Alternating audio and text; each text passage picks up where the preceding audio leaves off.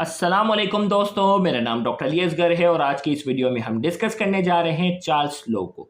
तो आज की इस लेक्चर को शुरू करने से पहले आपसे एक मर्तबा रिक्वेस्ट करेंगे कि अगर आपने अब तक हमारे इस चैनल को सब्सक्राइब नहीं किया, जो कि सिंध बोर्ड टीचिंग के नाम से है, तो काइंडली आज ही आप हमारे इस चैनल को सब्सक्राइब करें और साथ ही साथ बेल आइकन को लाजमी क्लिक करें ताकि हमारी अपलोड करदा तमाम इंपॉर्टेंट वीडियोज़ की नोटिफिकेशन आपको रिसीव हो सके।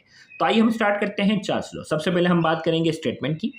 The volume of given mass of a gas is directly proportional to the absolute temperature provided that pressure remain same। हमें कहा जा रहा है गैस है जिसका एक पर्टिकुलर मास दे दिया गया है, उसके वॉल्यूम की बात हो रही है। कह रहे हैं कि उसका वॉल्यूम जो है वो डायरेक्टली प्रोपोर्शनल किसके है? एब्सोल्यूट टेम्परेचर के। एब्सोल्यूट टेम्परेचर का मतलब है टेम्परेचर की वैल्यू किस में होनी चाहिए? केल्विन में। टेम्परेचर की वैल्यू किस में होनी चाहिए? केल्विन में। The volume of a given mass of a gas is directly proportional to the absolute temperature. Absolute temperature क्या होनी चाहिए? Provided that pressure remain constant. शर्त है कि प्रेशर क्या होना चाहिए? कांस्टेंट होना चाहिए।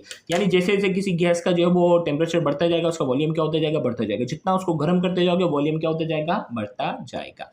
Mathematically Charles law can be express as, mathematically Charles law को कैसे लिखेंगे? V डायरेक्टली प्रोपोर्शनल किसके हैं? टेम्परेचर के। जितना ज़्यादा टेम्परेचर, एब्सोल्यूट टेम्परेचर मतलब टेम्परेचर केल्विन में होना चाहिए, जितना ज़्यादा टेम्परेचर होगा वॉल्यूम उतना ज़्यादा होगा। प्रोपोर्शनिटी हटाएंगे, इक्वल टू की साइन आ जाएगी, के आ जाएगा। अब T यहाँ क्या हो रहा है? मल्टीप्लाई हो रहा है, वहाँ जाके क्या होगा? डिवाइड हो जाएगा। V/T बराबर किसके? के। वेयर के इज अ कांस्टेंट। के किसको रिप्रेजेंट कर रहा है? कांस्टेंट को शो कर रहा है।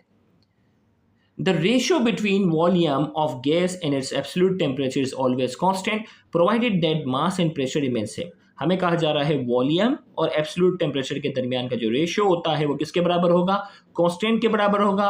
शर्त है कि मास और प्रेशर क्या होना चाहिए? शर्त है कि मास और प्रेशर क्या होना चाहिए? सेम होना चाहिए। इसकी बेस पे हम दूसरी स्टेटमेंट बना रहे हैं ना।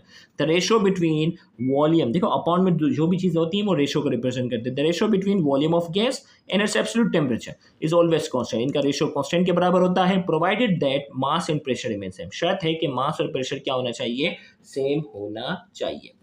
अब जो इस बेस पर हम इसका फॉर्मूला ड्राइव करते हैं, चार्ल्स लॉ की इक्वेशन जो है वो ड्राइव करते हैं। Let V1 and T1 are the initial volume and initial temperature of a gas.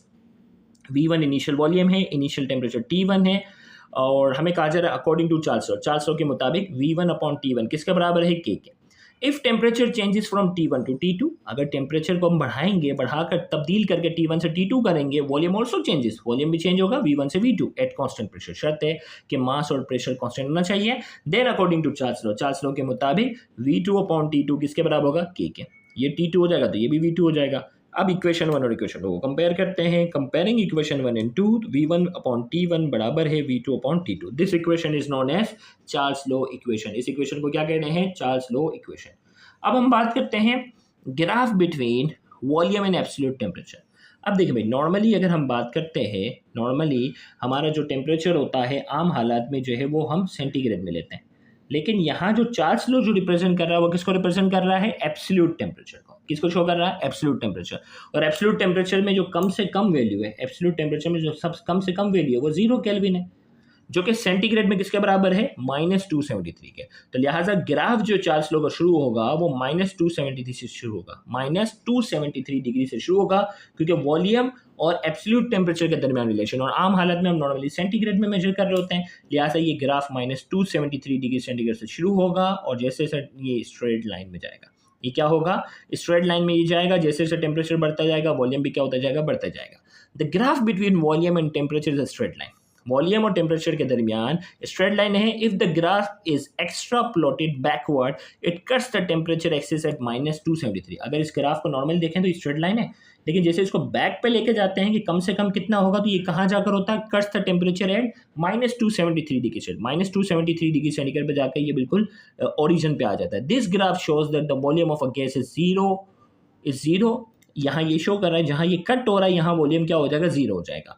Kelvin selected this temperature -273 degree centigrade as the zero called absolute zero. और जहाँ ये कट हो रहा है -273, इसको नाम दे दिया गया एब्सोल्यूट जीरो का, और एब्सोल्यूट जीरो का इसको नाम दे दिया गया 0 केल्विन या -273 डिग्री सेंटीग्रेड है। और इस एब्सोल्यूट जीरो की डेफिनेशन क्या बनती है? The temperature at which volume of a gas become zero and motion, molecular motion ceases is term as absolute zero. यहाँ वॉल्यूम ऑफ अ गैस की बजाय हम लिख देते हैं आइडियल गैस, क्योंकि प्रैक्टिकली हम इस टेम्परेचर पे नहीं पहुंचे।